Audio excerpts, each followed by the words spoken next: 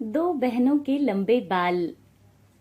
चांदनी, थोड़ा जल्दी कर, आज तो फिर अपने बालों में तेल लगाने बैठ गई। मुझे पता है तू आज भी नदी पर जाने में देरी करेगी। देख, मैं तेरे साथ नहीं जाने वाली, मुझे ना घर पर बहुत सारा काम है। दीदी, ये तेल लगाकर ही तो हम दोनों के बाल इतने लंबे हुए हैं। पता है ना, मैं हमेशा इस तेल को बनाकर रखती थी और हमारे बालों में लगाती थी, तभी तो हमारे बाल इतने लंबे और मजबूत हैं। देखा नहीं आपने, पूरे गांव की औरतें हमारे बालों की ही बातें करती हैं। अब इनकी देखभाल नहीं करेंगे तो लोगों की नजर से सारे बाल खराब हो जाएंगे, जो मैं तो बिल्कुल नहीं चाहती। वैसे भी आपने तो सुबह ही अपने बालों में तेल लगा लिया था, बस अब मेरा भी होने ही वाला है। चांदनी अपने बालों में तेल लगाती है, फिर वो नदी में मछली पकड़ने चली जाती है। चांदनी और रूपा दो बहनें थी। उनके माता पिता इस दुनिया में नहीं थे। वो दोनों बहनें मिलकर अपना घर चलाती थी। इधर चांदनी नदी में जाल डालती है। जल्दी से आज मुझे मछलियां मिल जाएं भगवान जी। ओह, लगता है जाल में बहुत सारी मछलियां फंसी हैं, तभी तो जाल इतना भारी लग रहा है। एक काम करती हूँ, पूरा जोर लगाकर खींचती हूँ। चांदनी जोर लगाकर जाल खींचती है तो उसमें काफी मछलियां थी और साथ में एक कछुआ भी था। अरे वाह, क्या बात है, आज तो मछलियों के साथ एक कछुआ भी है। आज तो दीदी को बोलकर ना रसीला कछुआ और साथ में चावल बनवाकर खाऊंगी। चांदनी मछलियां और कछुए को अपनी एक टोकरी में डालती है और बाजार बेचने चली जाती है। क्या चांदनी बेटा, आज तो तुमने आने में बहुत देर कर दी। कुछ मछलियां लाई भी हो या नहीं?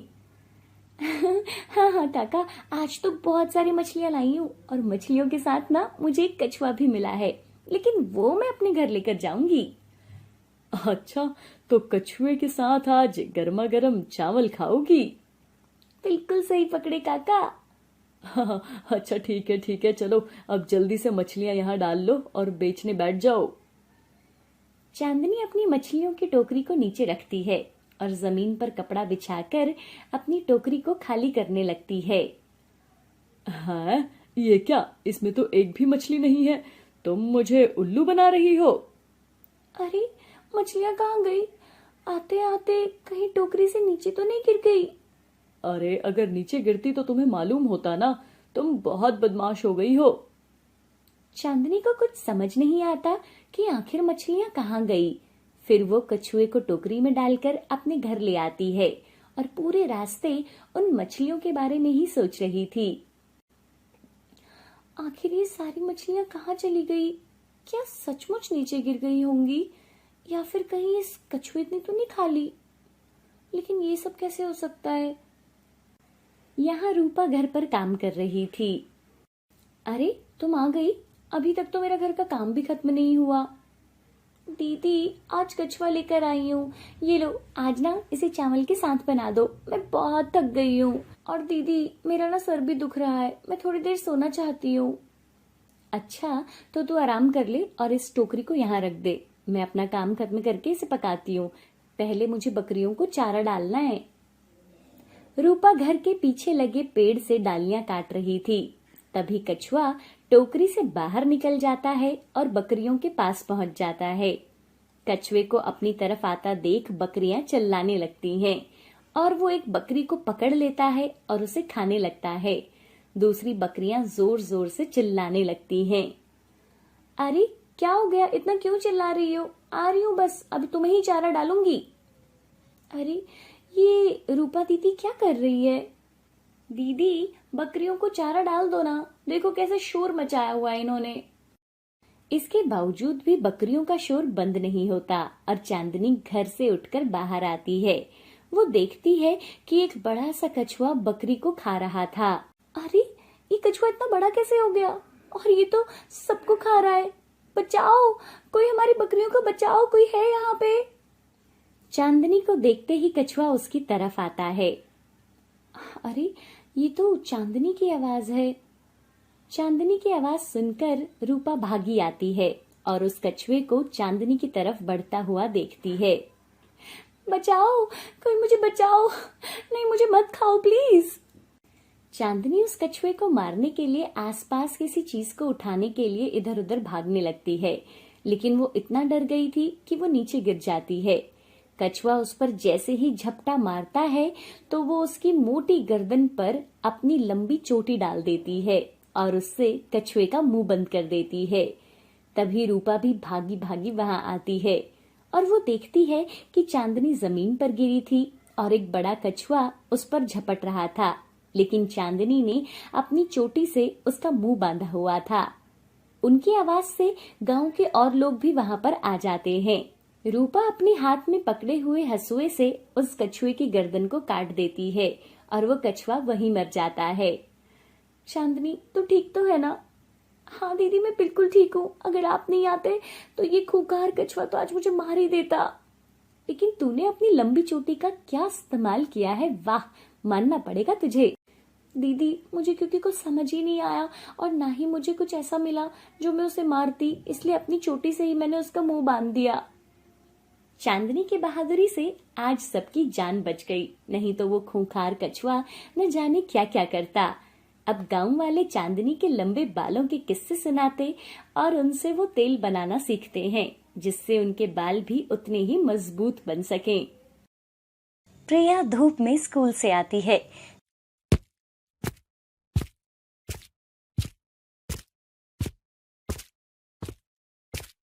गर्मी से उसका चेहरा लाल पड़ा था। प्रिया की माँ सुमन पानी का गिलास भरकर प्रिया को देती है।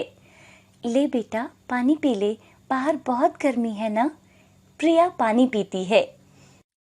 ये पानी तो बहुत गर्म हो गया है माँ, ठंडा पानी पीने का मन कर रहा है। बेटा, मैंने सुबह ही पानी भर कर रखा था, लेकिन गर्मी की वजह से ये गर्म हो गया है।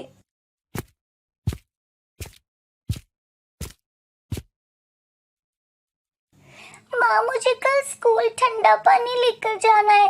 पता है, मेरी क्लास के सब बच्चे बोतल में बर्फ जमा कर लाते हैं और पूरा दिन ठंडा पानी पीते हैं।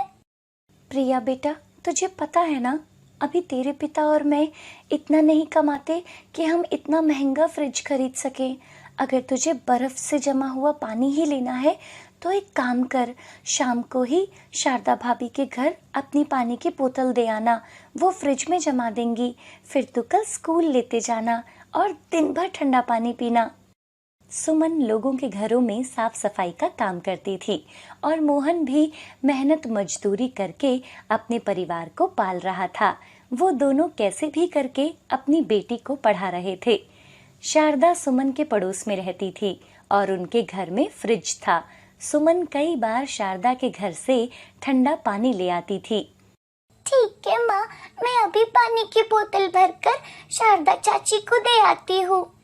और प्रिया पानी की बोतल भरकर शारदा के घर जाती है।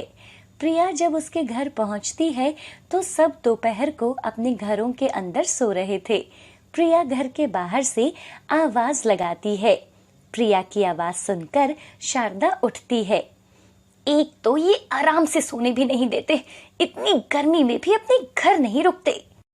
शारदा देखती है कि प्रिया पानी की बोतल हाथ में लिए वहां खड़ी थी। क्या है, इतनी दोपहर में यहाँ क्या कर रही हो? क्या हुआ? चाची जी, मेरी पानी की भरी बोतल को आप अपनी फ्रिज में रख दो। इसको बर्फ बनाने वाले हिस्से में रखना ताकि सुबह तक इसमें बर्फ जम जाए। फिर स्कूल में पूरा दिन ठंडा पानी पीऊंगी। हमारे फ्रिज में बिल्कुल जगह नहीं है, बहुत सामान है फ्रिज में। ऐसा कहकर शारदा अपने कमरे में चली जाती है। शारदा की बात सुनकर प्रिया को बहुत बुरा लगता है और वो उदास मन से घर लौट आती है। प्रिया को देख सुमन पूछती है, क्या हुआ, ऐसे क्यों आई हो? प्रिया दुखी मन से अपनी माँ को सारी बात बताती है। अगली सुबह सुमन काम पर जाती है और जल्दी जल्दी अपना काम खत्म करती है। मालकिन, मुझे थोड़ी बर्फ दे दो, मेरी बेटी ठंडा पानी पीना चाहती है। सुमन, आज सुबह ही हमारा फ्रिज खराब हो गया है, अभी कुछ दिन बाद ठीक हो पाएगा। और सुमन भी वहां से निराश होकर चली जाती है। शाम को सुमन अपने पति से बोलती है, आज प्रिया बोल रही थी कि वो कल स्कूल के बाकी बच्चों की तरह वो भी पानी की बोतल में बर्फ जमा कर लेकर जाना चाहती है। तो मोहन भाई के घर में फ्रिज है ना, वहां रखाती। प्रिया आज गई थी वहाँ, लेकिन शारदा ने उसे मना कर दिया। देखो सुमन, मेरे पास इतने पैसे नहीं है कि मैं फ्रिज खरीद सकूं। बड़ी मुश्किल से प्रिया के स्कूल का खर्चा उठा पा रहे हैं हम। गर्मी की वजह से अपनी फसल भी बर्बाद हो रही है और बाहर कोई काम भी नहीं मिल रहा है। कह तो आप ठीक ही रहे हो। और वो तीनों खाना खाकर सो जाते हैं। अगले दिन प्रिया स्कूल से वापस आ रही थी। रास्ते में उसे एक बूढ़ी औरत बेहोश पड़ी मिलती है। प्रिया की नजर जैसे ही उस पर पड़ती है, वो दौड़कर उसके पास जाती है। अरे, ये तो बेहोश है। प्रिया जल्दी से अपने बैग से बोतल निकालती है और उनको पानी पिलाती है और उस बूढ़ी औरत को होश आ जाता है। तुम्हारा बहुत बहुत धन्यवाद बेटा, जो तुमने मुझे पानी पिलाया।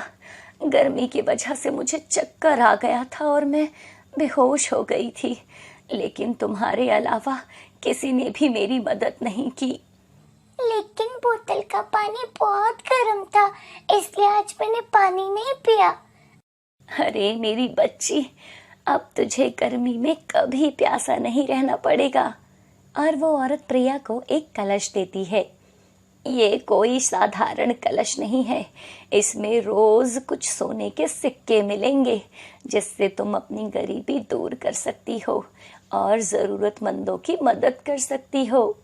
प्रिया उस कलश को देखने लगती है और वो औरत वहां से गायब हो जाती है। अरे, वो अम्मा कहाँ गई? और प्रिया उस कलश को लेकर अपने घर आ जाती है और सारी बात अपनी माँ को बताती है। अगली सुबह जब वो कलश देखते हैं तो उसमें बहुत से सोने के सिक्के थे। प्रिया, इसमें तो सच में सोने के सिक्के हैं। और वो सभी बहुत खुश होते हैं। उनकी सभी परेशानियां खत्म हो गई थी और वो खुशी खुशी रहने लगते हैं। सुमन की 2 बेटियां पहले से थी और इस बार वो फिर से पेट से थी। घर में हर किसी को उम्मीद थी कि इस बार तो बेटा ही होगा। माँ, आज मैं काम से छुट्टी ले लेता हूँ। सुमन की तबीयत कुछ ठीक नहीं है और वैसे भी अभी समय भी आ गया है, कभी भी बच्चा हो सकता है। हाँ हाँ बेटा, तू छुट्टी ले ले, मेरा पोता सही सलामत मेरी गोद में आ जाए बस। अशोक सुमन को अस्पताल ले जाता है और कुछ ही घंटों के बाद सुमन 2 जुड़वा बेटियों को जन्म देती है। जी, आपको 2 जुड़वा बेटियां हुई हैं, आप अंदर जाकर उनसे मिल सकते हो। क्या 2 जुड़वा बेटियां? अशोक उनको बिना देखे ही वहां से बाहर चला जाता है। तभी गायत्री भी अशोक की बड़ी बेटियों के साथ अस्पताल पहुंच जाती है। बेटा, ये देख मैं मिठाई लाई हूँ। जब मेरा पोता इस दुनिया में आएगा तो मैं सबका मुंह मीठा करवाऊंगी। माँ, बेटा नहीं, 2 जुड़वा बेटियां हुई हैं। क्या 2 जुड़वा बेटियां? पहले क्या कम थी जो अब 2 और आ गई? सुमन की दोनों बेटियां जैसे ही ये सुनते हैं, नेहा, हमारी 2 नन्ही बहनें आई हैं, चलो देखते हैं। और वो दोनों वहां से चले जाते हैं। इधर गायत्री और अशोक 2 बेटियां होने से बहुत दुखी थे। बेटा तू चल, इसको हम अपने घर ही नहीं लेके जाएंगे। ये तो बेटियां पैदा कर करके तुझे कंगाल ही कर देगी। इनकी शादी कौन करेगा? चल तू मेरे साथ चल, मैं तेरी शादी दोबारा करवाऊंगी और ऐसी बहू लाऊंगी जो हमारे वंश को आगे बढ़ा सके। अशोक और गायत्री वहां से चले जाते हैं। इधर सोनिया और नेहा अपनी माँ के पास जाते हैं। बेटा, तुम्हारे पापा और दादी कहाँ हैं? माँ, वो दोनों तो बाहर खड़े हैं। सुमन बहुत समय तक इंतजार करती है, लेकिन वो अंदर नहीं आते। ये माँ जी और अशोक कहाँ रह गए? अब तक नहीं आए। आखिर एक बार आकर देख तो लेते इन मासूम को। इसमें इन मासूमों की क्या गलती है? सोनिया बेटा, जरा बाहर देखकर आना, ये लोग कहाँ चले गए? सोनिया बाहर जाकर देखती है तो वहाँ अशोक और गायत्री नहीं थे। माँ, पापा और दादी तो वहाँ पर नहीं है, वो लोग घर चले गए होंगे। सुमन तब समझ गई थी। अगले दिन सुमन अपनी दोनों जुड़वा बेटियों को और अपनी बड़ी बेटियों के साथ घर पर जाती है। दादी, दरवाजा खोलो, देखो हम अपनी बहनों को लेकर आए हैं। अशोक और गायत्री दरवाजा खोलते हैं। अरे यहाँ कहाँ चली आ रही है तू? अपनी इन बेटियों को लेकर यहाँ से दफा हो जा। आज से इस घर के दरवाजे तेरे लिए हमेशा के लिए बंद हो गए हैं। मैं अपने बेटे की दूसरी शादी करवाऊंगी और इसका घर का वंश आगे बढ़ाऊंगी। एक पोता देने को कहा था, 4 बेटियां मेरे सर पे रख दी। अब तुम्हारे लिए और तुम्हारी इन बेटियों के लिए इस घर में कोई जगह नहीं है। माँ, आप ये क्या बोल रही हो? मैं अपनी बेटियों को कहाँ लेकर जाऊंगी? कहीं भी जा, लेकिन मैं तुझे अपने इस घर में नहीं देख सकता। चली जा यहाँ से। कैसे बाप हो तुम? तुम्हें इनसे बिल्कुल प्यार नहीं है। हाँ, नहीं है। क्या करोगी? भागो यहाँ से तुम। और वो दोनों दरवाजा बंद कर देते हैं। सुमन रोते हुए अपनी 4 बेटियों के साथ अपनी माँ के घर चली जाती है। अरे बेटा, तू ऐसी हालत में यहाँ? सुमन अपनी माँ को सारी बात बताती है। उसके बाद वो अपनी माँ के घर पर ही रहने लगती है, लेकिन वहाँ के लोग उसे जीने नहीं देते थे। एक दिन सुमन बाजार से कुछ सामान ले रही थी, तभी रास्ते में उसे 2 औरतें मिलती हैं। सुना है इसके पति ने इसे घर से निकाल दिया है। अरे अब 4 बेटियों को कोई कैसे पालेगा, इसलिए तो घर से निकाल दिया। और देखो, अपनी 4 बेटियों के साथ अपनी माँ के घर पर बैठ गई है। और देखो यहाँ कैसे बेशर्मों की तरह घूम रही है, जैसे कुछ हुआ ही ना हो। सुमन उनकी सारी बातें चुपचाप सुनकर घर चली जाती है। अगले दिन, माँ, तुम बच्चियों का ध्यान रखना, मैं कुछ काम ढूंढने जाती हूँ, कोई ना कोई काम तो मिल ही जाएगा। सुमन अपनी बेटियों को अपनी माँ के पास छोड़कर काम ढूंढने के लिए चली जाती है और उसे मजदूरी का काम मिल जाता है। पूरे दिन काम कर थक हार कर सुमन घर पर आती है और अपने परिवार को खाना खिलाती है। ऐसे ही वो हर रोज काम करने जाया करती थी और बेटियों को स्कूल में भी डाल देती है। कुछ समय के बाद सुमन की माँ भी इस दुनिया को छोड़कर चली जाती है। मजदूरी से इतने पैसे नहीं मिल रहे थे, इसलिए अब सुमन 2 घरों में साफ सफाई का काम भी शुरू कर देती है। इस काम में मेहनत तो बहुत करनी पड़ती थी, लेकिन इससे उसे अच्छे पैसे मिल जाते थे, जिससे उसके घर का खर्चा चल रहा था और बेटियां भी सरकारी स्कूल में पढ़ रही थी। सुमन की बड़ी बेटी सोनिया पढ़ने में बहुत होशियार थी। देखिए, आपकी बेटी पढ़ने में बहुत होशियार है, मैं इसकी आगे की पढ़ाई का खर्चा कर दूंगी, आप बस इसे पढ़ने से मना मत करना। मैं भी यही चाहती हूँ कि ये खूब पढ़े और अपना नाम कमाए। कुछ ही दिनों के बाद, सुमन, मैं तेरी बड़ी बेटी के लिए रिश्ता लेकर आई हूँ। मेरे मामा का बेटा है, बहुत बड़ा घर है, तेरी बेटी वहाँ राज करेगी। सोनिया तो अभी सिर्फ 16 साल की है, मैं अभी अपनी बच्ची की शादी नहीं करूंगी, पहले वो पढ़ लिख ले, कुछ बन जाए, उसके बाद सोचूंगी। पढ़ लिख कर कौन सा अफसर बन जाएगी? मैं तो तेरे भले के लिए ही आई थी। 4 बेटियां पैदा की हैं, समय पर शादी नहीं करेगी तो ये सब कुंवारी रह जाएंगी। देखिए, आप यहाँ से जा सकती हैं, मेरी बेटियां हैं, मैं खुद देख लूंगी कि मुझे क्या करना है। और वो औरत भला बुरा बोलते हुए वहां से चली जाती है। सोनिया 12वीं कक्षा में प्रथम आई थी, इसलिए स्कूल की टीचर ने उसका एडमिशन उच्च विद्यालय में करवा दिया था और अब वो कॉलेज में बीए की पढ़ाई कर रही थी। सुमन ने कॉलेज में भी मन लगाकर पढ़ाई की थी। इस बार उसका आखिरी साल था। एक दिन सुमन के घर पर एक डाकिया लेटर देने आता है। सोनिया वो लेटर पढ़ती है तो वो बहुत खुश हो जाती है। माँ को जब पता चलेगा वो बहुत खुश होगी। शाम का समय होता है। सुमन काम से घर वापस आ जाती है। माँ, दीदी ने आपको कुछ बताना है। अच्छा, क्या बताना है? माँ, मेरा पुलिस की भर्ती में सिलेक्शन हो गया है। ये देखो, मेरा लेटर आया है। मुझे पता था मेरी बेटियां मेरा नाम रोशन करेंगी। शाबाश मेरी बच्ची। सुमन खुशी से सोनिया को गले लगाती है। माँ, अब तो आपको काम करने की जरूरत नहीं है, दीदी सब कुछ ठीक कर देंगी और देखना, जल्दी ही मैं भी दीदी की तरह पुलिस में जाऊंगी और हम बड़े होकर टीचर बनेंगे। हाँ हाँ, तुम सब मेरा नाम रोशन करोगे। और ऐसे सब अपनी माँ के गले लग जाते हैं।